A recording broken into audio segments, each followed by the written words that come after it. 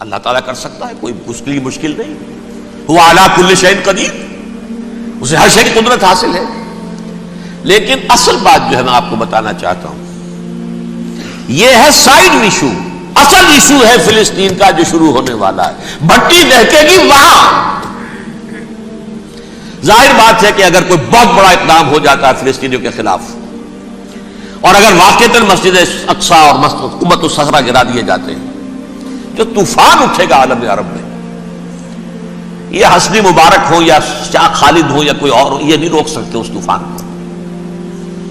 نوجوان خون اٹھے گا، غیرت اور جو بھی حمیت ہے. مسلمان ان پڑھ سے ان پڑھ اور بالکل بے دین، وہ بھی مسجد کی حرمت پر کٹ مرنے کو تیار ہو جاتا ہے.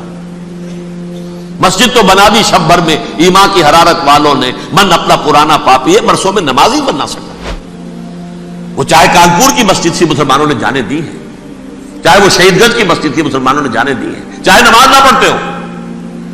لیکن یہ جو حرمت اور یہ جو حمیت اور یہ غیرت ہے، اس سے جو طوفان اٹھے گا یہ ہوگا اس ملحمۃ العظما، اس کی طرف پیش رفت ہو رہی.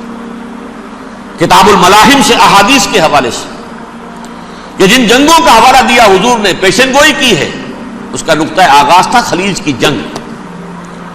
صدام حسین نے اسے کہا تھا یہ مدر آف وارز ہے، ام المحارب، یہ ایک جنگ نہیں ہے. اس کا نقشہ بھی حدیث میں موجود تھا، پیشن گوئی موجود تھی، اس وقت بھی ہم نے شائع کی تھی. لیکن اس میں جو جنگ اب ہونے والی وہ الملحمۃ العظما. ملحمہ کسے کہتے ہیں؟ لحم گوشت کو کہتے ہیں، اور قصائی کی دکان کو عربی میں ملحم کہتے ہیں، جہاں گوشت کے ٹکڑے کیے جاتے ہیں.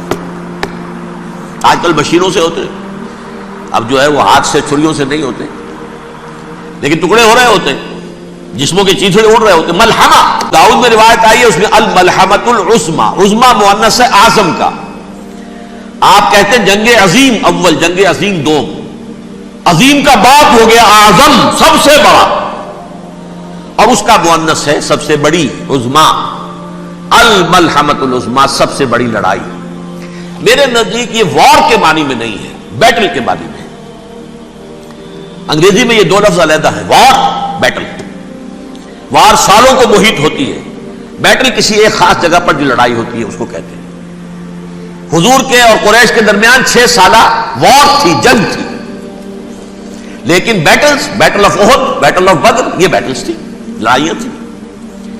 تو عظیم ترین جنگ شاید اس اعتبار سے نہ ہو جیسے کہ ورلڈ وار 1 اور ورلڈ وار 2، یعنی اس کی وسعت کا اتنا معاملہ نہیں اور طوالت کا نہیں. لیکن جو لڑائی جو ہے بیٹل ہونی ہے، جس کو کہ یہ لوگ، یا چونکہ میں نے کہا تھا شروع میں کہ سرما ہے میری آنکھ کا خاک حجاز و ہول قدس.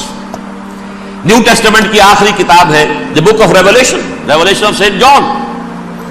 اس میں آرمگڈون کہا گیا ہے اسے. ہر مجدون، یہ عبرانی لفظ ہے. ہر کہتے ہیں اونچی جگہ کو، سطح مرتفع.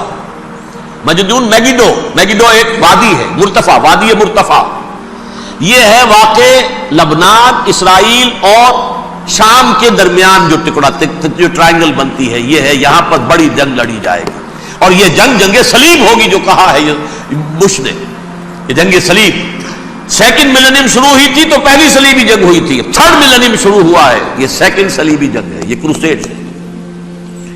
اور میں اس مرتبہ امریکہ گیا تھا تو پہلی مرتبہ مجھے وہاں ایک رسالہ ملا ٹرمپٹ نام کا. یہ امریکہ کے جو بہت ایکسٹریمسٹ قسم کے پروٹیسٹنٹس ہیں، یہ ان کا رسالہ ہے. اور ان کے بارے میں اب کہا جا رہا ہے وہ کرسچین زائنسٹ ہیں. آپ شاید پہلی مرتبہ یہ لفظ سن رہے ہوں. زائنسٹ تو ہم سمجھتے ہیں یہودیوں کو، کرسچین زائنسٹ وہ ہیں جو ہیں تو عیسائی پروٹیسٹنٹس ہیں، لیکن اسرائیل کے وہ حمایتی یہودیوں سے بڑھ کر ہیں. بہرحال یہ اب جنگ ہوگی، اس کا نتیجہ کیا نکلے گا یہ تو اللہ ہی جانتا ہے. اب میں آخری بات کی طرف آ رہا ہوں. آخری نتیجہ تو جو بھی کچھ اپس اینڈ ڈاؤنز آئیں گے، تلک الایام نداولھا بین الناس. آخری نتیجہ ڈراپ سین وہ یہ ہوگا کہ اللہ کے دین کا بول بالا ہوگا، اور پوری دنیا پر محمد کے لائے ہوئے دین صلی اللہ علیہ وسلم کی حکومت قائم ہوگی.